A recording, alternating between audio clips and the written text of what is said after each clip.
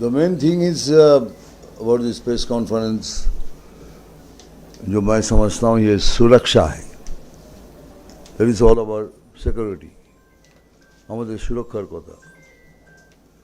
এখন যেখানে একটা রাজ্যের প্রধান বলছেন 8টার পর মেয়েরা বেরোবে না, সেটা শুনেই যেন কীরকম লাগে. কারণ আমার মনে আছে আমার ফ্যামিলি শুধু নয়, আমাদের পাড়ার কমসে কম 10টা ফ্যামিলি, তাদের সবাই মিলে আমরা পিকচার দেখতে যেতাম রাধাতে. আমাদের সব ওই টিকিট পাওয়া যেত না, এই কী বলে কমপ্লিমেন্টারি, তো দেখতাম. দেখে পরে আমরা হেঁটে হেঁটে রাধা থেকে জোড়াবাগান থানা পেছনে মধুসূদন গাড়ি লেনে আমরা আসতাম. দ্যাট ইজ নাইট শো, মানে 12টার পর, রাত্রির 12টার পর. জীবনে কোনো দিন কোনো ঘটনা ঘটেনি. আর আজকে 8টার পর বলছেন মেয়েরা বেরোবেন. আর আমাদের ফ্যামিলি মানে কি, সে 20 বছরের মেয়েও রয়েছে, বৌদিও রয়েছে, মাও রয়েছে, সবাই, এভরিবডি ইজ দেয়ার. এটাকে শুনে কিরকম আশ্চর্য লাগে না? বিজেপি এলে পরে সব থেকে প্রথমে সুরক্ষার কথা বলছি, কি মেয়েদের সুরক্ষা নিয়ে আমরা কথা বলবো. Everyone will be secured. That is a promise. Second, যদি কথা বলি, খুনি মারামারি এ তো চলেই চলেছে. মানে কোনো জায়গায় কোনো পজ বলে জিনিস নেই. একটা গল্প বললেও একটা পজ দেওয়া হয়. এই যে আমি এখন বলছি, বলার মধ্যে একটা পজ আছে, এখানে তো কোনো পজই নেই.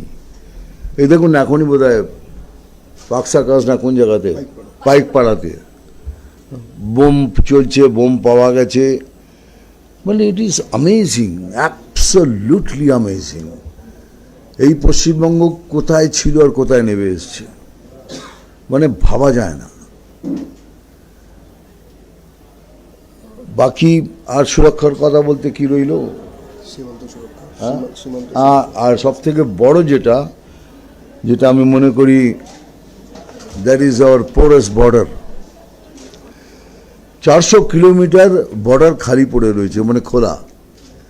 প্রধানমন্ত্রী কতবার চিঠি লিখেছেন, সবাই চিঠি লিখেছেন যে আপনি জমি দিন, আমরা এটা ক্লোজ করে দিই, তাহলে ঘুষপেটিয়া বন্ধ হয়ে যাবে. কিন্তু দিচ্ছেন না. আর এখান দিয়ে লাখো লাখো করোড় লোক এখান থেকে এখানে আসছেন, এখানে তৃণমূলকে ভোট দিচ্ছেন, ওখানে গিয়ে জামাতকে ভোট দিচ্ছেন.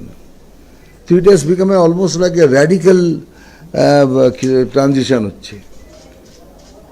এটা কি ভাবা যায় বলুন তো, আমাদের পশ্চিমবঙ্গের মতো দেশে? কি দেখুন চলছে, এটা আপনি জানেন, আমিও জানি, কেউ এখানে অস্বীকার করতে পারবেন না. এই 400 কিলোমিটার কতদিন আগে হয়তো শেষ হয়ে যেত. We would have feel secured.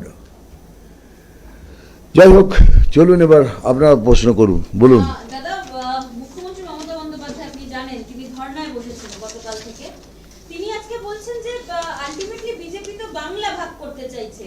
এই যে গ্যাসের দাম দুম করে বাড়িয়ে দেওয়া হলো, 21 দিন আগে থেকে বলা হচ্ছে গ্যাসের দাম, গ্যাস বুক করতে হবে. কালকে মহিলারা ঝাঁটা, খুন্তি, বটি সমস্ত কিছু নিয়ে মিছিলে বেরোবে, মুখ্যমন্ত্রী বলেছেন. মুখ্যমন্ত্রী এটা তৈরি করছে, আর কিছুই না. উনিও জানেন যে গ্যাস কোত্থেকে আসে, কি হচ্ছে. এখন যুদ্ধের পরিবেশ তৈরি হয়েছে, এভরিথিং উইল বি শর্টেজ. পেট্রোলেরও দাম বাড়বে, ডিজেলেরও দাম বাড়বে. সেটা কি ইন্ডিয়া বাড়াচ্ছে? আচ্ছা সত্যি করে বলুন তো, অন্য সব দেশে তো ডিজেল পেট্রোলের দাম কম, তো আমাদের পশ্চিমবঙ্গে বেশি কেন? পশ্চিমবঙ্গে কেন ট্যাক্স কম করছে না, কেন করছে না?